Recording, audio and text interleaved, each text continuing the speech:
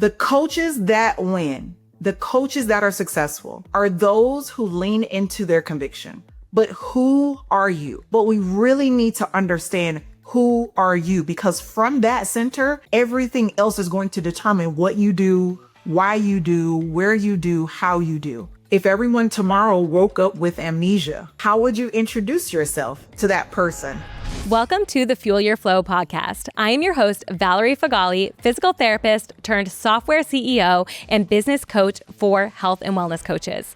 We are going to be talking about all things health and business. They might be more closely related than you think. So let's go ahead and get into it. Dr. NaTasha, thank you so much for being here today. Yes, thank you so much for having me, Val. So you and I met because I am part of a mastermind, and you actually came in as a guest multiple times to help us really figure out who we are as leaders. And that was really empowering for me to know, how I lead best, how to step into my strengths or my power moves, and how to really show up as the best me inside of my business. And I'm so grateful for you in that way. So tell me a little bit before we get started, just about what it is you really do, and from the beginning, maybe even from childhood, how you got started in this journey to where you are today. Yeah, of course. So I'm so happy to be here, by the way. So thank you so much for having me on. My journey is one that I would say is not very conventional. I have been a person who I want to do what everyone else is not doing, or figure out a way how to pull things together. And so early on in my career, I knew that I wanted to go into the field of psychology, but I ended up going into the military before I took that route. I was in the United States Air Force, where I did supply. Now, the beautiful thing about supply is I see it kind of like a brain, because you have to figure out how to put different things together in order to get this product out the door. Or in my case, when I was in the military, get it out of the warehouse for the planes, the B-52 bombers that I was responsible for. But I decided once I married my husband and was pregnant with my son, that I really wanted to continue to pursue my degree, but I also wanted to be a mom. And I knew that inside of the military, that was going to be a very limited opportunity to do that. And what I mean by that is I still would have had to deploy. I still would have had to, be away from my son, but I just knew I wanted to be a mom. So I made the decision to get out of the military, move to Guam with my husband, who is currently in the military as well. And I went to school, full-time student, full-time mom. And then something about psychology just kept pulling me in. I really wanted to understand, why do people do the things that they do? What is it about their brain that makes them, we're looking at the same information, but we are interpreting it completely different, and we're taking different actions.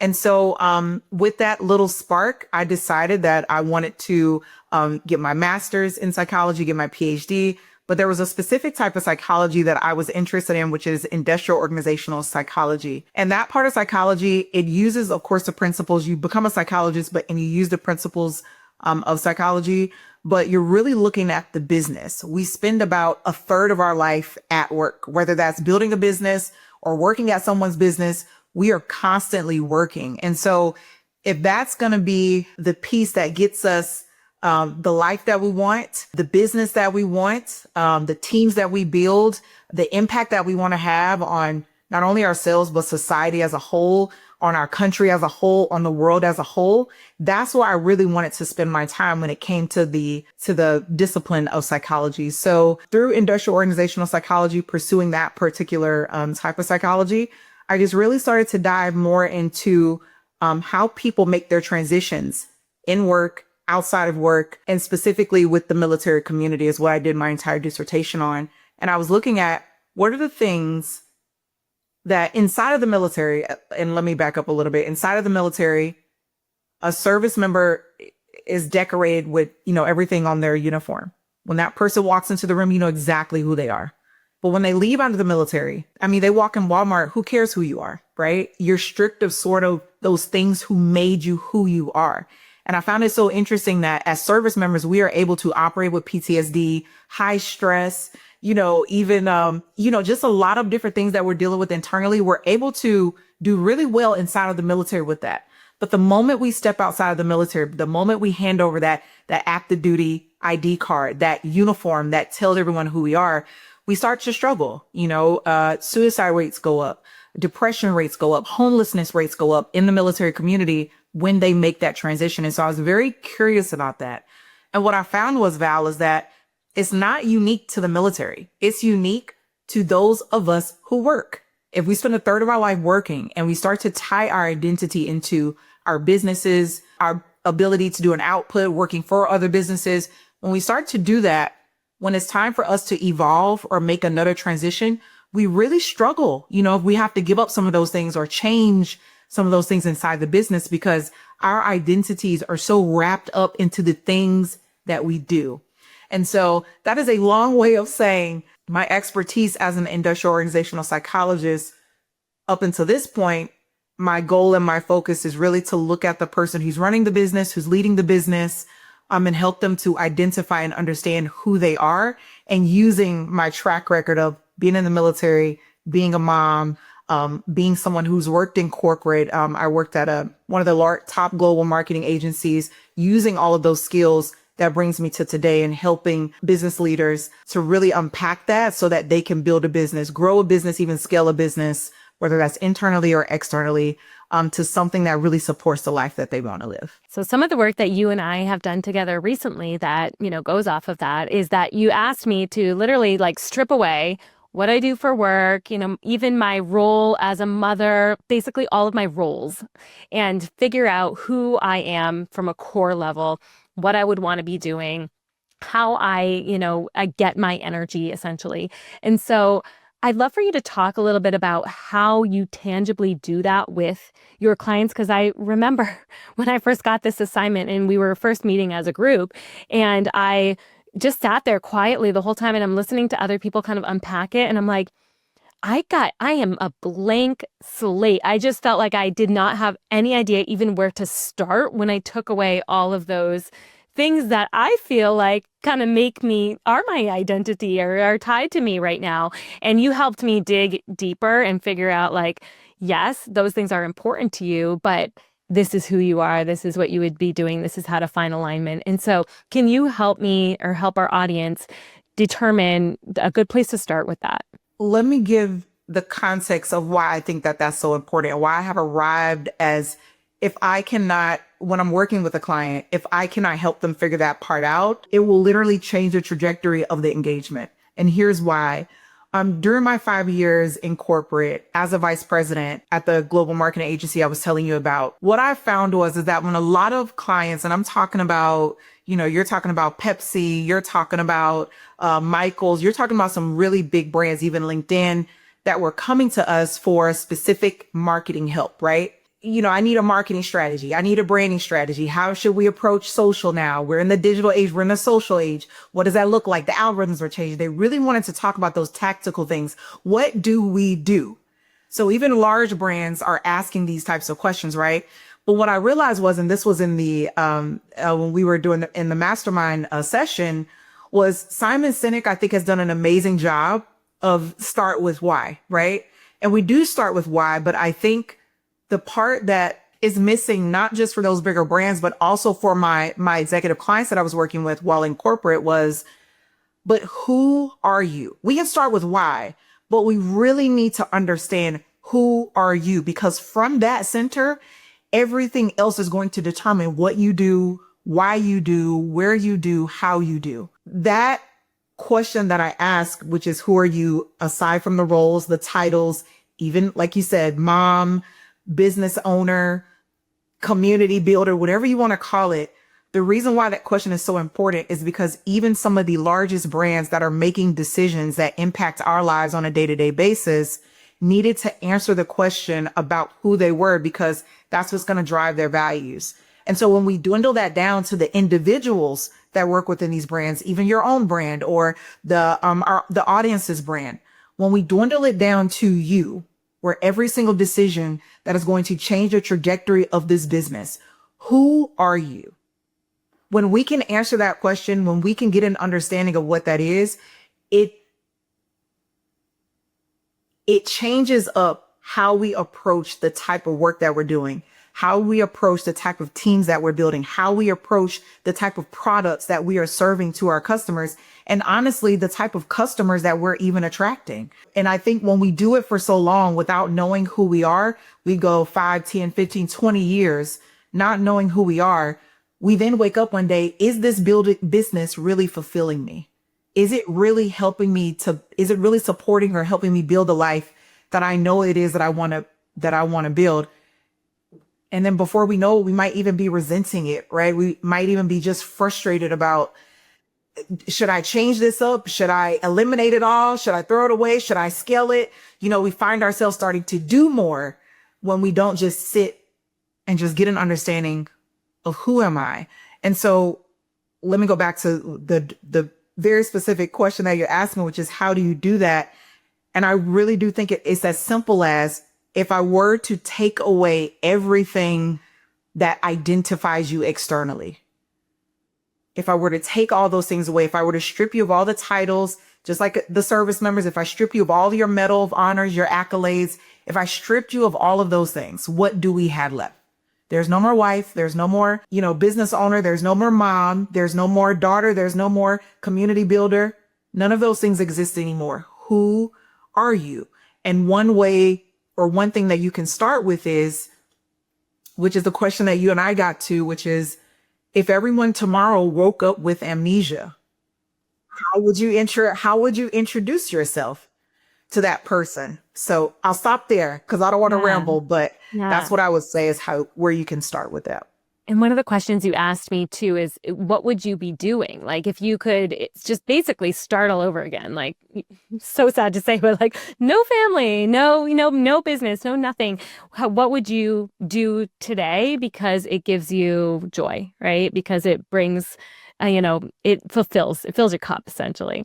And so that was a good question for me to kind of wrap my head around. Like, wait a minute, like, what do you mean? Who am I? What does that question mean? And then I was like, oh, okay. If I can think of it from like a more action perspective, it helps me start to narrow down like, oh, okay, these are the things that are important to me. This is why I'd be doing that. And even if it didn't get paid for it, right? You mentioned that too. Even if you're not getting paid for it, what would you be doing?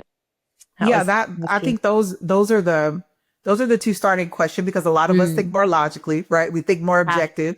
And those two questions that you're alluding to, was the first one was, if you could do something for the next 6 months, knowing that it was going to fail, what would that thing be? And if you could do something for the next year and you weren't paid in money, accolades, pat on the back, you got nothing from it, but you would still do it, then what would those things be? And I think it really flips on its head the positive way of those questions, which is like, if you had endless resources, or if you knew the next thing you would do was succeed, what would you do?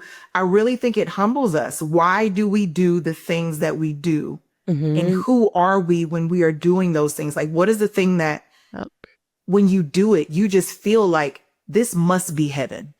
It must, it must be, without the titles and without the roles. It's a really, really powerful way to look at that. So kind of, because I know you work with a lot of top achievers, high achievers, and you help them really lead their businesses, right? And grow their businesses. So I do want to kind of like flip the script on that a little bit and say, okay, a lot of my listeners, a lot of people who will be on today are going to be purpose-driven business owners, entrepreneurs, solopreneurs that are really working for themselves. And a lot of them are health coaches. And what's happening right now with this particular group is that they're doing a lot of work for free or for a very low cost, because they almost feel like it's their duty, or it's their, they want to help people, and people will come to them and say like, oh, well, I can't afford that. So then they'll discount it, or then they'll do it for free. And so I've gotten some questions lately to say, how do I charge for my services? Like, how do I lead with authority in the things that I do love to do to help people, but at the same time feel comfortable with charging for my services? Can you speak to that a little bit? Yeah, absolutely. This is something that even I, as a person who are very, very giving, it's just only, I would say in the past, maybe couple years, where working in corporate and as a vice president and really understanding, the first thing is very simple. If you are not charging, how are you going to keep your lights on, right? If you're not putting your prices in a place where it will allow you to be able to live the life that you want, then we're messing up somewhere, right? At the end of the day, and the one thing that I did really appreciate about being in corporate was like money it doesn't care whether, you want to be nice or not nice, whether you just want to give back or not give back. Like money is money, and money allows you to be able to do the things you need to do to continue to serve the customers that you're serving. So the reason I say that is because maybe there is a group of people that, you could never see yourself charging whatever your full rate is, right? But the thing about, if you don't get the clients who will pay your prices, you're going to be very limited in the time and the resources and the energy that you can contribute to that group that you actually want to help. So I'll give you an example. I have a very specific rate for my services, whether that's with the coaching or if it's just these one-offs, right? But there is a group, there's early careers and people who are on their climb that I know that cannot afford to work with me. So do I say then, Val, well, too bad you just can't work with me? Or do I say, well, I can't really focus on, my more exclusive clients like you, Val. I can't really focus on you. I really got to focus over here on them. And so I'm missing out because now I can't pay my bills. I can't do what I need to do to support my business because I'm only focused on this group. But there is this world where I put my prices in a place where people that can afford it will purchase it. They won't even think twice about it because they are not paying for you. They're not looking at, well, what am I getting for this?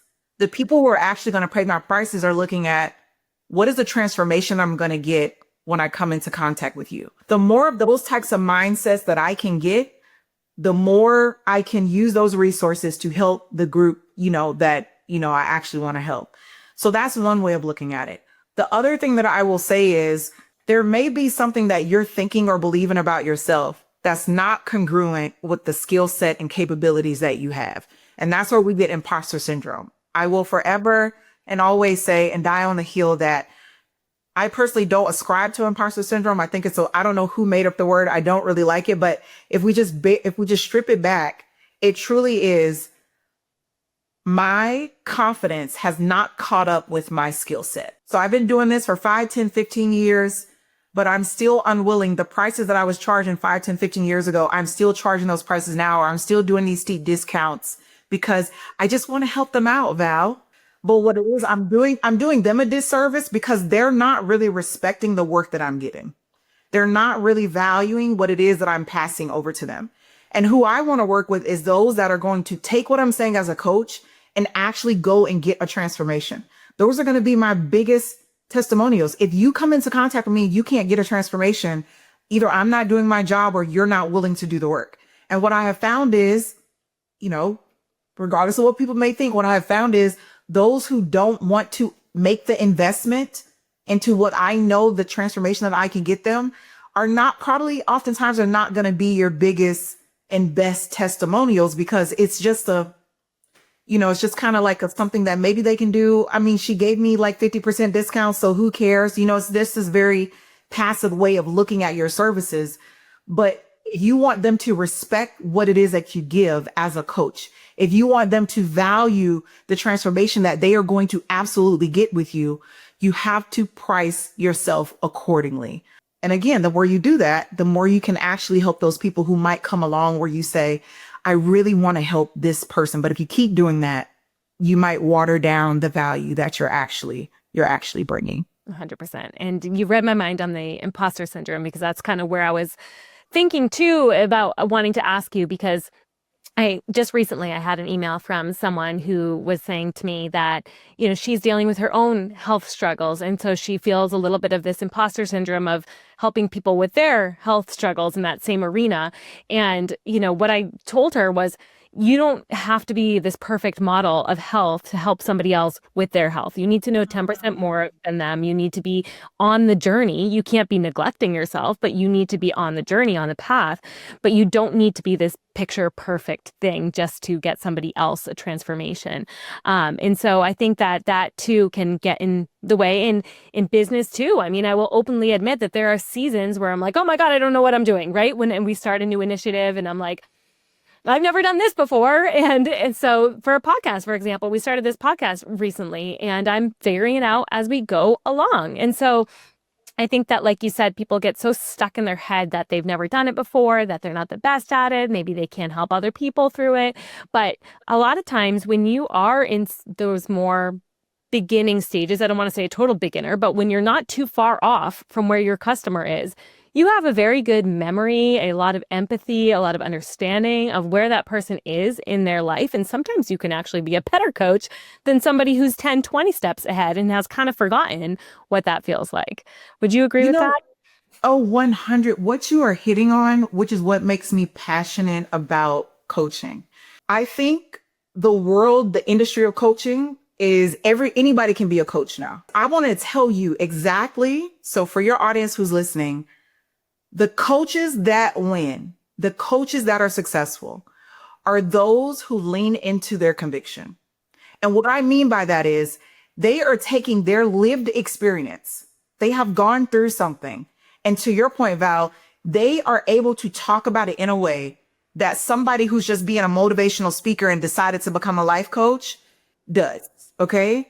When you speak from conviction, when you decide that these stories that I have lived in my life, which goes back to what we were talking about earlier, when you know who you are, meaning I'm not ashamed of the life that I've lived, right? If we could go back and talk to our 15-year-old self, we would run circles around that girl. I would run circles around my 15-year-old self and I would make her sit down and you're going to listen because I lived this life, right? That's how we would talk. When we are across from a client who's coming to us because they are looking for a transformation, how they're going to get that transformation is by sitting across from somebody who is living out of and who is living in their conviction. They're not speaking from theory. They're not speaking from motivation. They're not speaking to just make you feel good. But this doesn't mean, let me caveat it by saying it does not mean, Val, I'm going to sit across from you and tell you all of my trauma. I'm going to dump on you, right? Like that's not what I mean, because at the end of the day, I'm in a position of authority. I'm in a position of leadership in this coaching engagement. And my job is to sit and to listen and to help you get this transformation.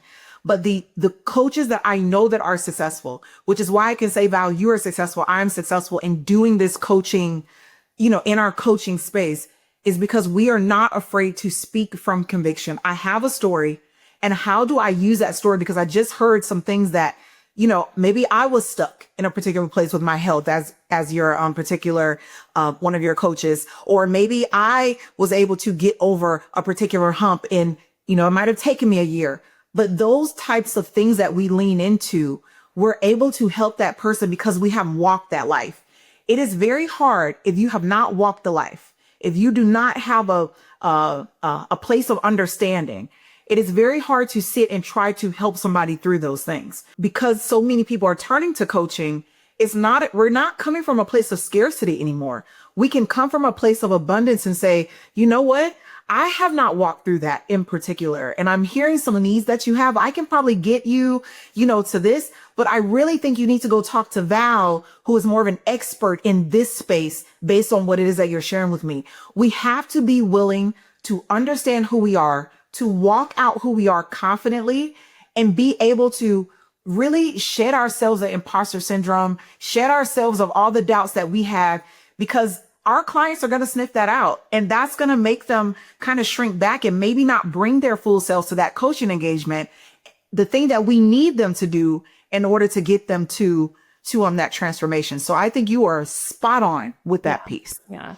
And I think a good point too, and this to kind of shift this conversation too, about kind of collaborations. You talked about maybe I'm going to refer them to this person because I can only take them this far. Or they're not dealing with exactly what they thought they were coming to me with. It's really something different. I might need to refer them out. And like you said, this place of abundance, I think a lot of coaches who are just getting started feel that they are like competing with other coaches. I get this all the time. There's so much saturation and everybody else is doing that. And that's just a mindset. It's truly just a mindset. If you come from that place of abundance where there are enough customers for all of us, and you start to build relationships in your arena, You're not necessarily bouncing referrals off to someone that does exactly what you do, but you might be bouncing referrals off of to somebody who does something very similar to what you do. But that will come back to you when we have this mindset that there's plenty for all of us. I think that really shifts the way that you lead and the way that you coach. And then can you talk to us about kind of how to build that mindset a bit? I think as simple as it may sound, Valerie, you and I both know this, it truly is knowing who you are. When you know who you are, your coaching is going to be different from my coaching. When I'm walking, we literally have thumbprints here. I don't even know if the camera can see this, but we have thumbprints that there is no other thumbprint like this. If we started looking at ourselves like our thumbprint, then how I approach my coach, all of the coaching is the foundation is the same, right? Like, you sit, you listen, you do active listening, you ask, good questions, not leading questions. There's a way that the coaching, if we go with ICF accreditation or, some of those different accrediting bodies that are out there, there's a way that they teach us how to coach. So great, right? There's a way that you teach your crew how to coach. So great. But from there, Val, the thing that separates us, the thing that makes us all unique and helps us to think from a place of abundance is looking at ourselves like our thumbprint. If I approach my engagement with who I am, my messaging is going to be unique. I can't copy Tony Robbins, okay? Tony Robbins, I think I'm 5'2". I think Tony Robbins might be like 6. He looks like a giant. He has a deep voice. There are so many things that are different about myself and Tony, right? But I guarantee if I brought Tony in or if he brought me in to work with his clients, there are going to be different things that we bring to our clients that the same person can walk away from both of us just mind blown, just complete transformation, because the thing that we are desiring is not that if I'm better than Val and my model, my framework, it's not that. It's that what I'm bringing to this engagement is fully myself and what this person needs based on what I heard, based on my discovery call, based on the needs of this person. Based on that, I either have realized that who I am, I know that I can help them. And I'm confident in that. That's shedding myself of the doubt and the scarcity mindset and the imposter syndrome, and deciding that I'm going to pick up and put on me a place of abundance, a place of who I am, a place of transformation. This person needs help. I don't have time to worry about, is Val's question better than my question? Is her way of saying that better than me? I'm going to say, wow, she could kill it doing that. I love that. I just heard one of my clients, they're getting to this space where they need help, more in the health space and transforming their life in that capacity. And I mean, I can do some things there, but I think we've reached our limit here. We've had about 10 sessions. I think you're good. I now want to introduce you to somebody who can really help you open up in this side of their life. So I say all that to say, Val, and just to put a nice little bow on it, because I really get passionate about this. But if I know who I am, I know where my limits are, and I know where I'm limitless. But I also know what Val can do, because Val knows who she is. And I'm going to, because I know who I am, I know who Val is, I know what my client needs. And how selfish it would be of me to hold on to that person because of my ego. And so knowing who you are, knowing who this person is in community, my network, and knowing I want what's best for my client, not what's best for what I think, because I don't want them to go over there, or I think that this is my competitor. But I think if we get that mindset, even in a place, even if it is saturated, it doesn't matter, because I'm walking in who I am. I know who Val is. I know who my colleague is. And I know what it is that my client needs to get them to where I know they need to be. So much more fun that way too.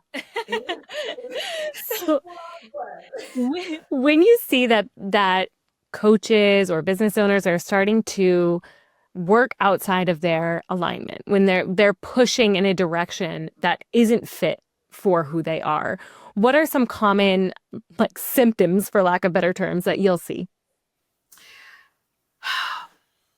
the first thing I will say, as a coach, you have a psychological obligation to do what's in the best interest of your client. You don't need the title of PhD. You don't need the title of psychologist, therapist, clinician. You don't need the title of any of those things. But if you have taken up the role of a coach, you have made an agreement mentally that I'm going to show up and do what's absolutely best for my client. I think the number one indicator internally that will let you know that you might be stepping outside of, that realm, and you're stepping into something that you don't feel quite comfortable with, is when, one way is, maybe you're in an engagement with a client and you find yourself, I'll give a story because I think it'll drive it home. I had a client who was very excited to sign up for coaching. And I do assessments because I want to build rapport quickly. So I used a couple of assessments to really get to who this person is, what they need, who they are, because we were only going to do about 6 sessions. During the second or third session, when I was trying to help this client really set some goals, there was a lot of pushback on just setting a goal. It doesn't have to be something elaborate. I gave different examples, and I'm like, what is happening? No one signs up for coaching and doesn't want to achieve something, right? Like, they don't want a transformation.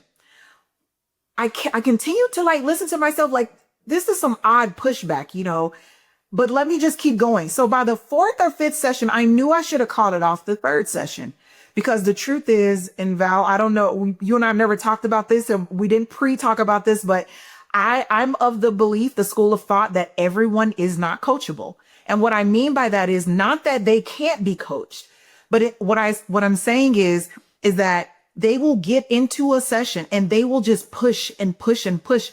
You are coming together and they don't want to change in this moment. Maybe in this season of their life, it's just not what they thought it's what they needed. Maybe they saw other people get coaches. They, for whatever reason, but when they get inside the sessions, they don't want to change. When they come back, they haven't done the homework. They haven't taken you up on some of the challenges. They haven't done what you need them to do as a coach in order to get them to that next step. So that's what I mean by not coachable. This person, I truly wanted to believe that they were coachable. It's just that maybe they're not understanding what I'm saying. By the 5th or 6th session, I just threw it out there and I said, it seems to me that when we're trying to come up with solutions, when we're trying to come up with alternative paths, that doesn't seem to be something you want to do. And coaching is designed to help you consider alternate ways to get you to where it is that you're trying to go. But in order for us to even consider the alternate paths, you have to have a goal. We don't know where we're going, and I'm not sure what to do with that. What do you think? And he finally said, well, I really don't need coaching. I don't think I need a goal. I don't have anything that I'm trying to accomplish or that I'm really trying to do. So what are we doing then? Well, I just like talking to you. Oh, sounds like he was asking for a date. Exactly. Okay. And I'm happily married, by the way, happily married. But where was I now? I know that may not be specific to, but I think it's still adjacent to what you're asking, because with coaches, I truly believe if you're a true coach, there's something innate in you that gives you these red flags. That's what I meant by that mental obligation that you have. And by that 4th or 5th session, when I cannot get this person to land on a goal, to land on where are we going so that we can bridge the gap of where you are, where we're going, and what's in between that we need to work on. When I should have realized in that 4th session, I should have leaned in more to my gut, into that mental contract that I have, and said, I'm not sure that I can serve you in the way that this coaching container can. And I really want you to take some time to go think about, this is the way that coaching is set up. This is what it's designed to do. And I want you to think about if this is something that you want to pursue. I didn't do that early on. So it doesn't matter if it's something more easy like that, or if it's something where, maybe you start to see this person has more mental health issues. Maybe you focus more on, being in tune with your body, but this person wants to be more connected with external things. You know what your lane is, know who you are, know what it is that you're capable of. And when you start to see that, you get these little yellow flags in your brain about, I'm not sure that I'm able to serve this person because I'm thinking about the transformation that they can or cannot get with me. You have to be willing. That's where you set ego aside, and you have to be willing to say, have a conversation like I did after 6 sessions. Based on what I'm seeing, we're not going down the path that I think is going to best serve you. Let's talk about what we should be doing next. But that might not be with me. I think having some of those real conversations, but again, without fully knowing who you are and being comfortable and confident in that place, you may miss some of those signs. And although I am confident in who I am, I miss the signs because I ignored what I stay true to, which is everybody's not coachable, but this person is an executive and they're very smart. And I wasn't doing them any service. So being willing to have that conversation early on when you get those yellow flags are important. Okay. So it's like when you're feeling some of that resistance, either with a client or within maybe yourself, that's when, yeah. Okay. That's when it's time to like pay attention and maybe ask some questions to yourself. And then, so let us know, because you work with a lot of 7 and 8 figure entrepreneurs. So I want to know, are there specific kind of bottlenecks that you see? Because I think a lot of coaches, when they're growing their business or they're just getting started out with coaching, they think that, oh, once you make it to a certain revenue level or client level, that all the problems kind of disappear, that like you feel confident and the imposter syndrome goes away and, all is good, where that's not the reality. So can you tell us, when you see entrepreneurs at that 6 and 7 figure level, what are some of the bottlenecks that they are running into? They've ran the business the way that they ran it for so long that they haven't realized that they're on autopilot. And the very thing that used to fuel them and give them life and fulfill them is now draining their energy.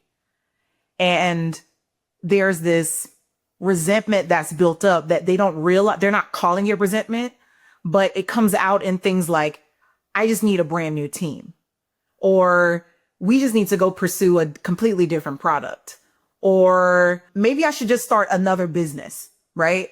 All of those things. Sometimes, it's not all the times as you're asking. Sometimes it's taking a step back, getting an outside perspective, a coach, getting an outside perspective to really diagnose not just, is my team dysfunctional? Is my business of bleeding revenue? Is my, do we need new products because the algorithms have changed and my messaging isn't reaching who I thought it would reach? Sometimes it's taking a step back and diagnosing what has got me here. And are these the same way that I'm moving? Is that going to get me to where it is that I'm trying to go next? If it's not, how willing am I in this moment to part ways with what I've always done? And that is oftentimes the most difficult part. For example, I have another story. I had a client to where they literally said, I'm a high performer, I'm an achiever, we're making, 7, 8 figures, easily on a quarterly basis. We're just killing it. I'm getting in these magazines and these, just their brand was doing very well. But the one thing he said to me was, but my team, I just feel isn't moving as fast as me. I feel that nobody else is getting what it is that I'm getting. And if they don't, if they don't pick it up, I'm going to stop apologizing for high standards. They need to just lift their standards. Well, after doing a 360 feedback and getting an understanding from the whole team, when they first all started together, so they've been in business, let's say 10 or 15 years. I don't know the exact number. They've been in business for 10 or 15 years, and this highly successful person is running this practice. And over the years, he would just kind of let things go. If someone messed up on something, oh, it's okay. If they miss deadlines repeatedly, okay, we'll just get it figured out. Then it became, as they scaled, this one process that is causing us, delays and, whatever it is, delivery to our clients or customers. I'm just going to pawn that off on somebody else figure that out. I don't fault them for being fast. Like you should, when as being a successful business owner, you move fast, you're going to reap the benefits of what those things are, but you don't realize the things that become on autopilot. And so after doing a 360 with this team that has been together for 10 or 15 years, they had got to a point where they were terrified of upsetting him. They didn't want to let him down. They didn't want to ruffle any feathers because they were benefiting from, some of the other things that they were being on autopilot, like, they get Fridays off, or maybe they, they don't have to work through the holidays, whatever those things are. Specific to somebody that might be a solopreneur in their coaching business, or maybe with a smaller team, there are things that you probably have allowed that you haven't realized that are now starting to frustrate you. And you have to pinpoint those things to get yourselves back on track. And so even with this particular client that I'm talking about, I had to come to him and say, based on what I'm seeing from the rest of the team, you want them to raise their standards, but they are terrified of letting you down. Are you willing to kind of level set everybody, tell everybody, hey, look, this is what we've done over the past 10 to 15 years. There are going to be some things that are going to change. And I'm willing to listen to feedback so that I myself can change. He was not willing to do that. He just wanted them to raise his standards. He just wanted the processes to be fixed. Stop complaining to me. Stop always talking about problems. Well, that's only going to go so long before someone is just like, I cannot, be in an environment in this way. So the point that I'm making is, as you continue to scale and grow, it's important to do periodic check-ins with your team, with yourself, just with business overall. Just having someone come in, maybe you don't put them on retainer. Maybe you just have someone come in and just diagnose the entire system, whether that's you, your leadership, your team, or your business, to just get an understanding of where are we today. Get that outside perspective to get that understanding, because you might actually find it's just something that we've always done, and there are alternative things that we can do, but without that outside perspective, you're sort of blind to what might be putting you in those spots in the first place. And I think a lot of people are afraid of what they might find when they do that, kind of like this gentleman who, said, well, wait a second, he didn't want that to be the case, right? And I think that a lot of solopreneurs, you can do your own audit too, even if you don't have a coach. Like, just sit down for block off a day where you just go through all levels of what you're doing right now. If you're doing one-on-one coaching, if you're doing digital programs, if you're offering workshops, like, go through those things and say, like, is this meaningful to me as a business owner? Is this meaningful to my clients? What is really the revenue here? Is it worth the energy that I pour into these types of things? And I think a lot of times at any level of business, we are multiple times throughout the course of our business going to get to a point where we need to pivot. And, I just had a client today who was talking about she wants to create a membership program, and she's been working with me to create a membership program, but she doesn't have a lot of time. She sees one-on-one clients all day long. She also has a digital course that she's promoting and doing group coaching for that. And so she's feeling this lack of time.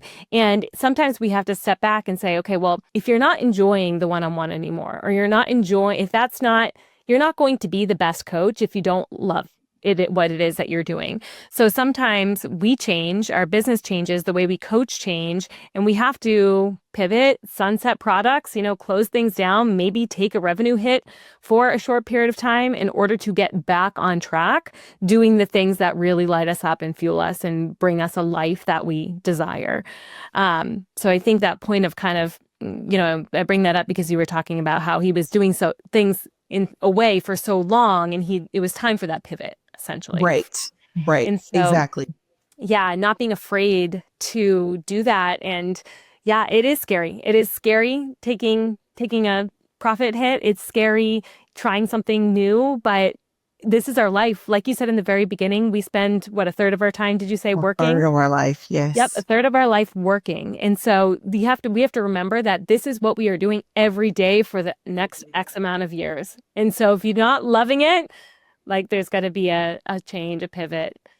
And go ahead. I was going to say, it doesn't mean you have to throw in the towel with everything you're doing. It's just an adjustment.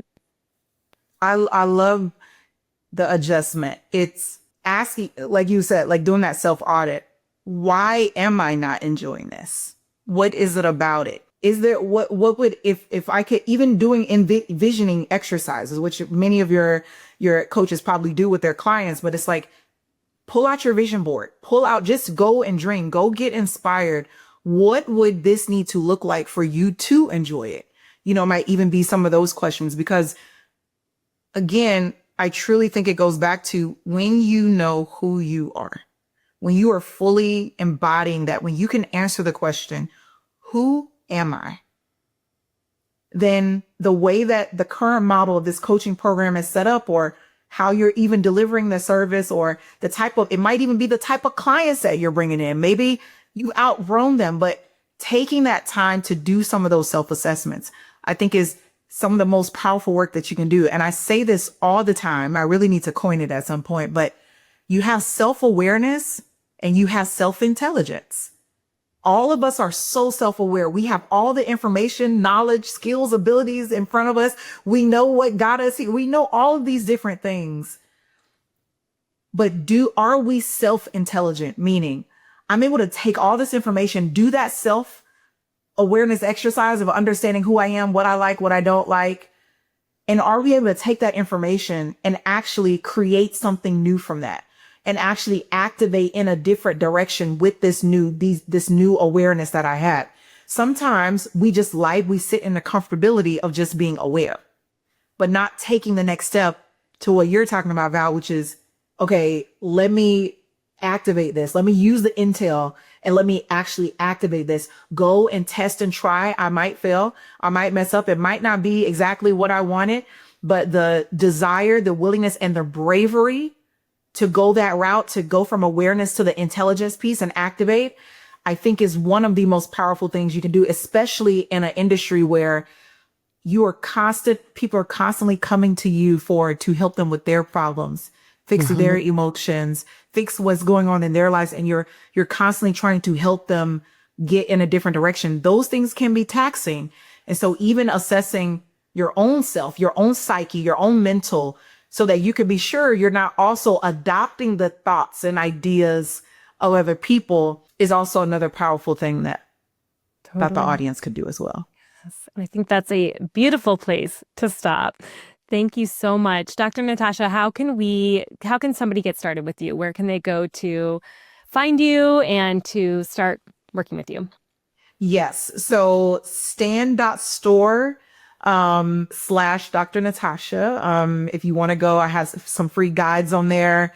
If you're interested in just going to find out information, and maybe getting your own 24-hour reset, you can go on there and, access that. And then of course, across the socials, drnatasha.j, on Instagram, and then, the IO Psychologist on TikTok. But also, if they reach out to you and have any questions that will work as well. But it has been such a pleasure being here with you on today. And I hope you all get the transformation that you need from this podcast. Thank you so much. You are the greatest. I will talk to you soon. I hope you enjoyed our conversation from today. Any links we discussed will be in the show notes below. Also, we would be incredibly grateful if you would leave us a 5-star review. This helps us keep the podcast going so that we can continue to provide value for all of you. I hope we see you on the next one.